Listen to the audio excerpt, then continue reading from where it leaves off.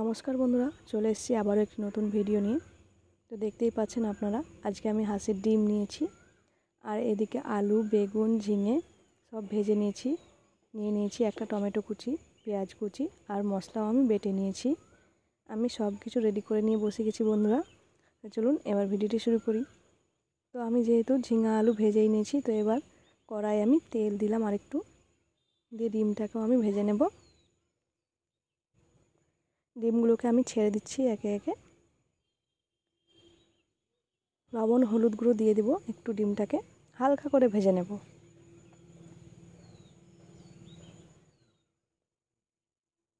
খুন্তির সাহায্যে আমি একটু নাড়াচাড়া করে নিচ্ছি।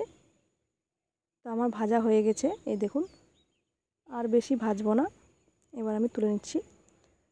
তো আমি আরেকটু কড়াইয়ে সরিষার তেল দিলাম, এবার দিয়ে দেবো পেঁয়াজ কুচি।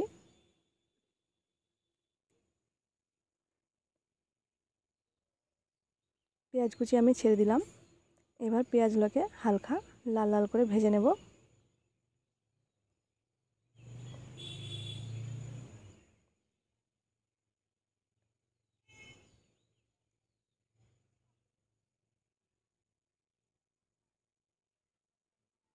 এই দেখুন পেঁয়াজটা লাল লাল হয়ে গেছে। এবার দিয়ে দেবো মশলা।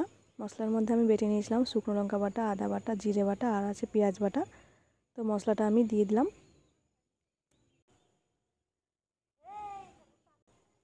তো মশলা তো আমি দিয়ে দিয়েছি। মশলার বাটিটা ধুয়ে আমি একটু জল দিয়ে দেবো। সমস্ত মশলা আমি দিয়ে দিয়েছি। এবার মশলাটাকে আমি কষিয়ে নেব যতক্ষণ না আমার তেল ছেড়ে দেয় মশলা থেকে। দিয়ে দিব পরিমাণ মতো লবণ ও হলুদ গুঁড়ো।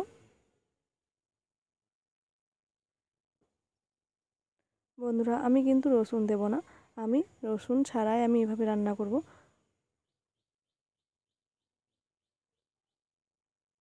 তো দিয়ে দিলাম আমি হলুদ গুঁড়ো। এবার ভালোভাবে কষাবো।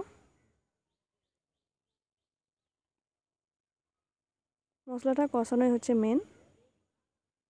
যে কোনো রেসিপি করুন না কেন বন্ধুরা, মশলাটাকে ভালোভাবে কষিয়ে নিলে পরে ওর টেস্টটা আলাদাই হয়। এবার দিয়ে দেবো টমেটো কুচি। টমেটো কুচিটা দেওয়ার পরেও আমি আরও একটু নাড়াচাড়া করব ভালোভাবে।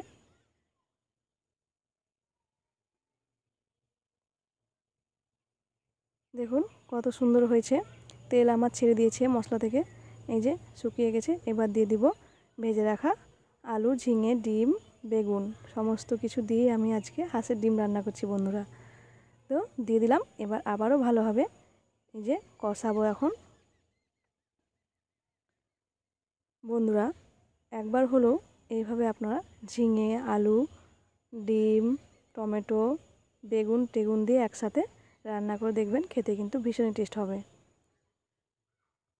ভাতের সাথেও জমে যাবে বন্ধুরা, রুটির সঙ্গেও আপনারা খেতে পারবেন। তো দেখুন কত সুন্দর লাগছে দেখতে, খেতেও ভীষণই টেস্ট হবে। তো ভালোভাবে কষিয়ে নিচ্ছি। মিডিয়াম হিটেই কষাতে হবে। এই যে দেখুন কত সুন্দর হয়েছে, আর গন্ধটাও কিন্তু খুবই সুন্দর বেরিয়েছে বন্ধুরা। বিশ্বাস করুন, এই রেসিপিটা খেতে কিন্তু খুবই ভালো লাগবে। তো মশলাটাকে আমি ভালোভাবেই কষাচ্ছি বন্ধুরা। তো খুব সুন্দরভাবে কষানো আমার হয়ে গেছে একদম। তো এবার আমি দিয়ে দিব জল। তো জলটা আমি দিয়ে দিলাম, বেশি জল দেব না, একটু যেন রসা রসা হয় সেই হিসাবে আমি এই রেসিপিটা করছি বন্ধুরা।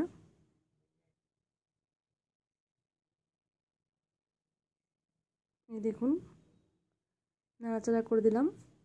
এবার এইভাবেই কিছুক্ষণ হতে দেব।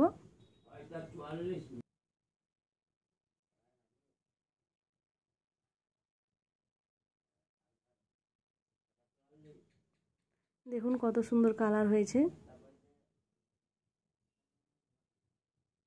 তো একদম আমার অনেকটাই কষে গেছে বন্ধুরা।